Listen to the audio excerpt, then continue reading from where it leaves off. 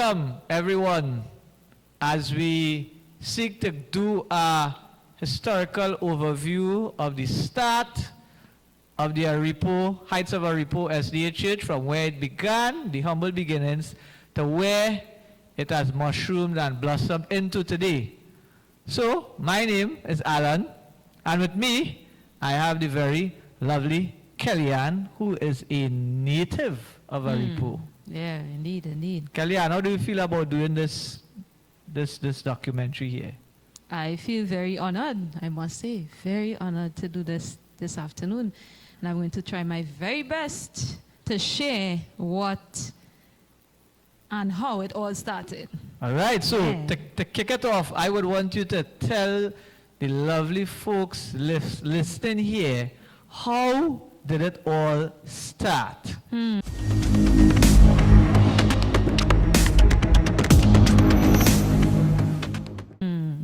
Well, in the year of 1974, yes, 1974, Mr. Sam John, a very dedicated young man, who wanted to visit Aripo. For some reason, something called him to go Aripo. I would say the Spirit of the Lord. And with that in mind, he encouraged a few others with him. And I'll call those names. It have Bonnie Kronberg. We have Rodney Salazano, Frederick Joseph, Augustine De Silva, and many more. So I hope that you are listening carefully, because you need to hear this history real good. This guy called Sam John, when he encouraged Bonnie Kronberg and all of those guys, they saw when they came to Aripo that they didn't feel the presence or saw the presence of a seventh-day presence, I would say. And they said, well, okay, they had to change that. Mm-hmm. And they were dedicated. And they decided to come up at Aripo to share that presence there. And they said that, you know, the people were very kind. They were warm-hearted, because they really felt that. Indeed, they felt that. Right. And while being in that area, they become and started to really make a difference. And with doing the Bible studies and everything like that, many other persons started to come. And they had an agriculture shed, or a station, I would say, an agriculture shed or a station. Mm-hmm. And for most persons, they would know where it is, but for some would know, and I will give you an idea of where that is. That is where Miss Suyu, I will call her name Miss Suyu, which is Ma, they will call in Aripo. That corner, that's where the station was, the agriculture station. And that is where the preaching started. Brother Kronberg and they witnessed there, because it was the middle of the village and everyone could hear. And that is exactly where we do most of our open air. Oh, that's the spot. That spot there, that corner, okay. right there. So they were really accepted into the community. So they didn't have any feeling of they wanted there or anything like that. You know, so those are some things I would say at the beginning, that they were the seed planters of Aripo.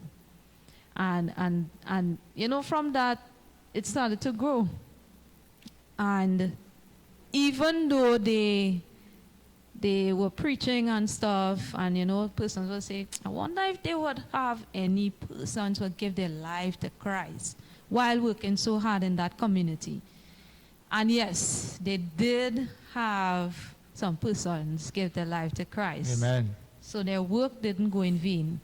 And those two persons were Robert and Jean Diaz. Robert and Jean, yes. Yes. First two persons baptized in the village First of two Aripo. persons baptized in Aripo.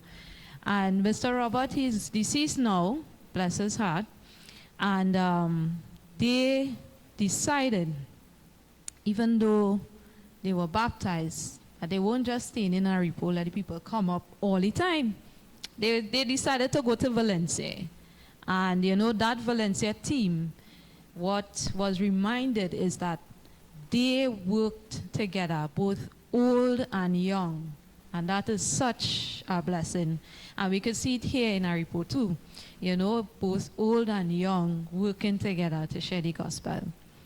And they gave us a story that back in the days, it didn't have no electricity up here. None whatsoever. So when they used to come from Valencia to Aripo and had to leave in darkness, boy oh boy, real darkness. Only the moonlight was their light at that time. Have mercy. And how did they reach in the village of Aripo? What type of transport they used? Transport, their 2 feet. have mercy. I find the drive out here is long, far less to walk this thing. You're sure right, you're sure right. And you know, that kind of just give a little snippet of when we used to go to school too. We had to walk sometimes, no transport. So that just gave us a nice little, how bad it was.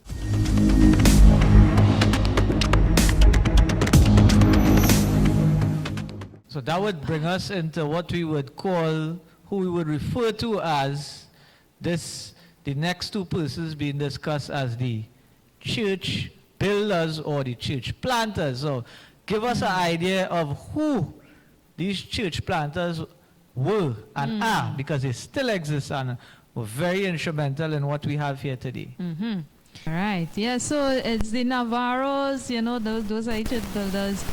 And we just want to share that the fact that they decided, you know what, we need to get some land.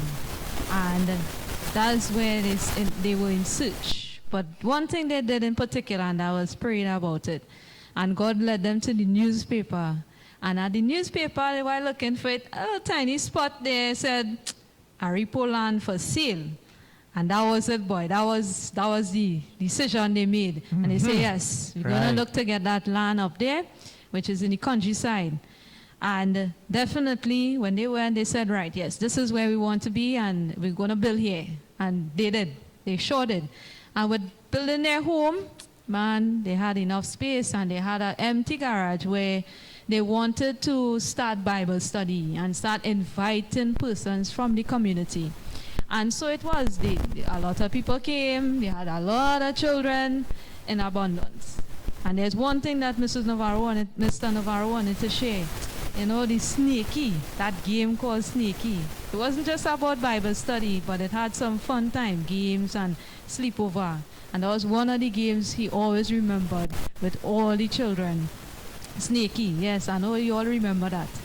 And just one story I want to give you all, you know, this is about Harold, and you can't run away from this story.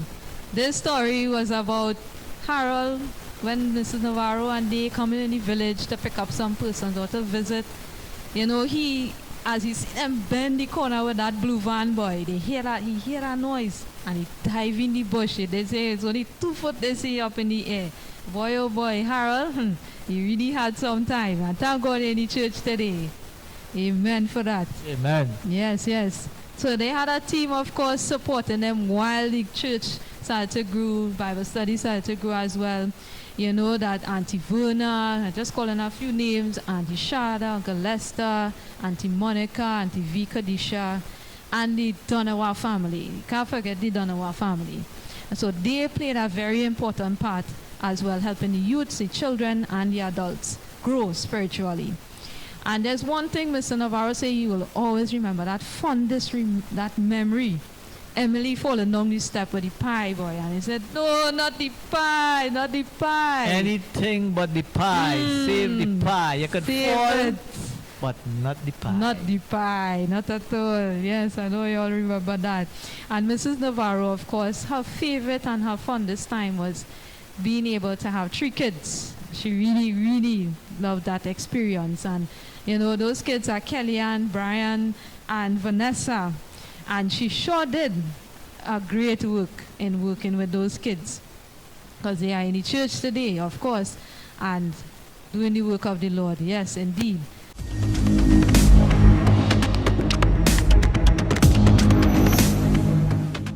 So we have a little story to share with Carl and Harold.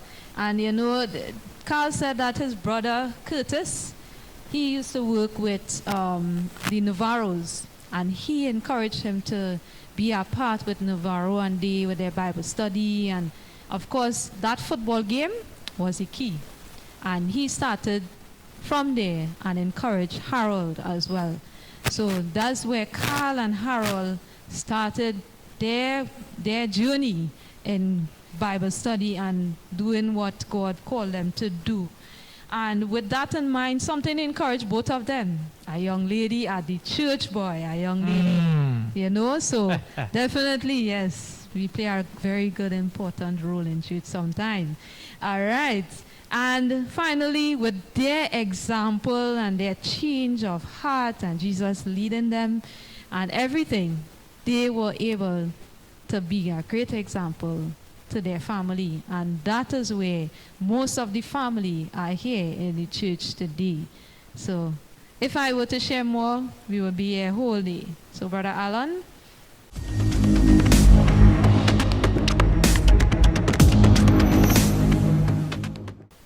Yes, I would. So they were the church builders. You know, we had Harry or Harold and Carl, known as the pioneers, those who started it. Now we want to move on to, you know, how did this structure really start to take shape and formation? Yes. And you know, there was the persons up here who comprise the church. They would have started to pray and ask God, you know, for a place. Where could we build you a house to worship in? Yes. And their idea was more in the heart of the village. Yep. Kelly, Correct. more in the heart. Correct. But as they say, your idea and God's idea is two different ideas. True. And God had it in such a way, after much prayer and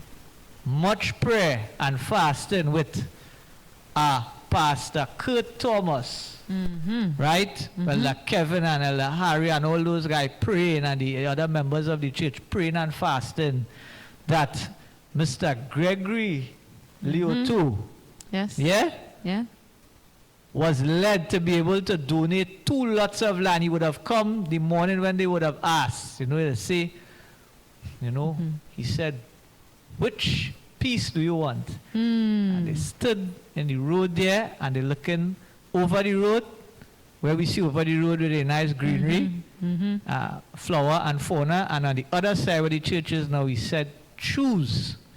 Yes. So they look, they watch all the jungle and the growth on one side. They say, that's too much work. Let me go on this side here. So they waited now after he say, okay, well, what is the price? No price. No price. Thank God. God bless his heart. And he donated it for how much? Free. He donated 2 lots of land for free. So that was a clear answer to the prayer. And based on that answer to the prayer, the members of the church and even non-members were motivated with the limited funds that they have to be able to start to use it to clear the land. Yes. Now we have one, Brother Myron, right? He was the first one who conceptualized a plan for this church. Correct. And after he did that... Before you go there, brother, I just want to add Sister Susan, that's Brother Gregory's wife. Sister Susan. She went to him too and talked, eh? So she would have done her fair share in terms of, yeah. asking, you know, on behalf of the church. Yes. Yeah, so Sister Susan, hats off to you. We see you here today, and you know, we really are grateful and thankful for you and your husband for, you know, donating this land. Yes. And based on the plan, the master plan that Myron would have conceptualized, we had one, Mr. Nero, doing an architectural plan. Free of charge again. Free of charge. And another thing, free of charge. Thereafter, we had a plan. You would have had brethren from the coal mine church who would have come, square the building that would have started. Sometimes the hardest thing to do is to pound the first piece of board, Yep. pound the first nail. And those guys would have been the ones to initialize the start to be able to have the building where it is now. And there was a lot of hard work, dedication, Yes. sweat, blood, tears, a lot of things went into the edifice and the wonderful structure that we have here before us today, internally and externally. A lot of, and some of the guys who would have did human service and would have bent backwards, persons like Brother Godfrey, King, Harold, in the lead up, King was here constantly. Honestly, Godfrey here constantly. We have a lot of persons. We have the builder from Otis. Otis. Yes. We have the electrician. Canute. The electrician, Canute. Every time Pastor says, he asks him, he say, Canute, what's the price of our face? Canute say, we just do things now. We just do. You understand? God blessing everybody, the plumbers, everybody who would have, when you got a quote for 20,000, the plumber do it for 12,000, and next plumber. So God would have indeed blessed us. We have Pastor McGarvey would have taken over from, and he would have done a lot, to end up where it is at. And we also had persons like, not to be left out, Tante Werner, who was very instrumental in pushing fundraising drives and activities to be able to gather funds that would have made building this possible. Now, what you can be sure of, if you didn't hear your name, or if you didn't hear all of the history or all of the persons involved, Sister Kellyanne, it is because we have an in-depth series coming online via our YouTube channel, Aripo SDA Church. Here, type it in, you would find it. And all of the persons we have touched on, there are in-depth segments on them that would be posted on the channel soon. Brother Kronberg, the Navarros, Carl and Harold, and we will be doing more and more as time goes along to capture the essence and the history of our Aripo Church as we know it. Thank you very much for taking the time to be able to take in this brief history, and hope you enjoy the remainder of the service.